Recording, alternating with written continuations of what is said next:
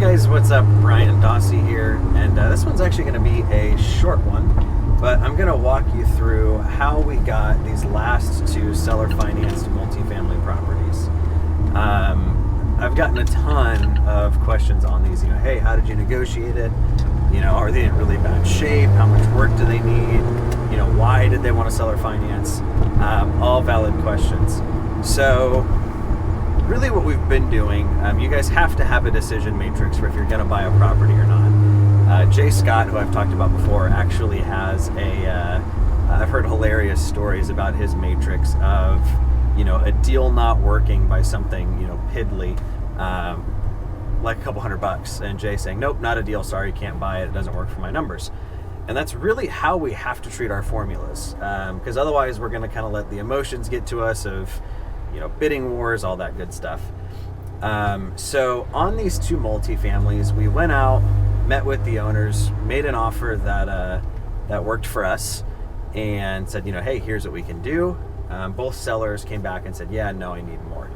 Now, the funny thing, the lady on this 6 unit we just got seller financed, we were only off by like $5 or $10,000. Honestly, I probably could have came up and done it and paid cash for the deal, but we actually got a much better deal. We did 10% down, amortized and fully financed out over 15 years at just 5% interest. So literally had to come up with $24,000 for a brick 6 unit that actually doesn't need anything right now other than like some power washing. It's actually in really, really good shape. The seller inherited the building and doesn't want it. On this 8 unit, it was a little bit more of a cat and mouse game. The seller called us and had an 8 unit and a duplex, and his asking price on the duplex was a home run. His asking price on this 8 unit, on the other hand, though, was just nuts. So we said, hey, let's actually not even mess with the 8 unit. Let's buy your duplex first, and if that goes well, we can talk about this bigger one, right? And he was like, yeah, I think that's a good idea, kind of good way to test the waters, get to know each other. So we ended up buying his duplex, closed on it, asked how he liked it, said process went great. We said, great, sell us the 8 unit, and made him our offer, which was like way less than he wanted. It was like, we were more than 6 figures apart. And it was one of those deals, like his asking price it wasn't based on comps or cap rates, he simply thought it would be great to have X amount of dollars, and that was how he formulated his asking price. So what we ended up telling him was, hey, based off of our formula, we can't pay more than this unless you want to seller finance. Now, I know a lot of people that are doing the I'll give you like 3 offers up front, like lease option, cash, seller finance. We don't get into that. We just make cash offers, and if we can't come to terms, then we'll keep working the lead, but we'll throw this out as, hey, we may have another option. So on that one, it's a little bit more of an expensive purchase. Again, though, a really nice 8-unit building. He's owned it for like 20, 30 years, well maintained. We got it for 10% down, 5% interest on a 20-year term, fully amortized. Both of these buildings cash flow from day one. I actually did a post about this. My goal when I started in real estate investing was to make enough cash that I could exit the rat race, right? If any of you guys have played Rich Dad, Poor Dad's game of cash flow, it was exactly that. That was my goal. The number I needed, we're pretty frugal on our living costs, was like $36,000. Now, granted, that's Indiana living costs. San Diego will be a little bit different. But just these 2 buildings, after paying for the debt, the taxes, and the insurance, comically would net me about $36,000 a year. Now, obviously, there's vacancies, capex, repairs, and stuff that are going to come up, but pretty neat metric that this one deal could have put me out of that rat race.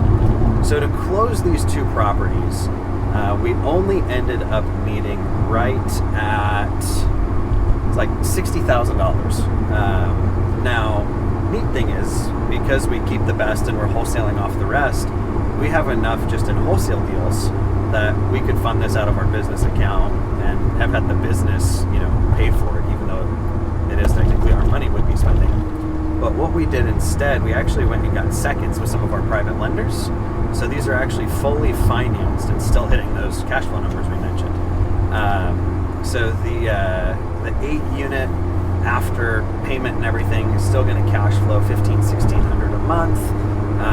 The 6 units like $1,300-$1,400. So not to mention the cool thing with both of these deals is they're severely underpriced in rent, but the condition really isn't that far below the area. So whole point of this video, if you're making offers and you've got somebody who's got a building that they own free and clear or close to it, and they'd be, they want to sell it, it doesn't hurt to throw out seller finance. This was kind of like the holy grail when I got started because I had no money, right? If somebody would sell me a house on contract, that'd be great. Comically, most of the ones I ended up looking at were like total turds. They weren't anything that I'd ever want.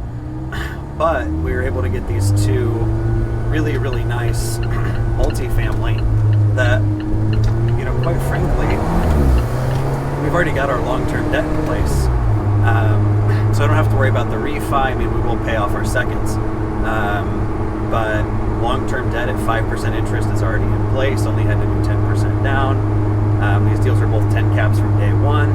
So comically, when I started, if we offered seller financing, it was on like these low-end hood beaters that I was hoping to kind of like trick my way into a rental portfolio, right? But we ended up being able to get, honestly, some really nice properties fully financed. The 8-unit guy told us no when we originally offered it to him. Kept him in our follow-up sequence, kept touching base with him, and finally he reached out and said, "Hey, I've been thinking about it. You guys did me right on that duplex. I'd like to talk about this seller financing more." And originally he wanted like 30-40% down, 10% interest, and we just told him, hey, no, this is what works for us. The seller on the 6-unit actually ghosted us for a while. She told us she'd think about it, talk to family, we never heard anything, and then it was like a couple weeks, never heard anything, and then we finally got her on the phone and actually found out she'd been in the hospital. So what we decided to do, and this isn't a bad idea, if you guys have got something that you're pretty close on or that's pretty nice, don't hesitate to send flowers or a get well card or an edible arrangement or something of that nature. We sent this gal the get well soon, hope you're feeling better edible arrangement the same day we sent her the contract. And the cool thing is the family was on board in both situations because of how we treated ultimately what ended up being their parents. So, if you don't ask, the answer is always going to be no. If you have a deal that you're close on that you're wanting to keep for cash flow, start throwing out seller finance. And I mean, shoot, we had 2 pan out this week, and I think that's just the start of something that'll be quite a bit more. We added 8 plus 6, so 14 units. Do that math right? Yeah, 14 units to our portfolio, which is $60,000 down. That was actually funded with seconds. You guys want to tell me if you find a 8-unit in your market that's cash flowing from day one, great deal that you don't have somebody in your family, somebody in your network that would put up $35,000 to help you close that deal to get a good return.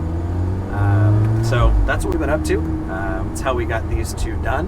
It's how we added 14 units to our portfolio, which is $60,000 down.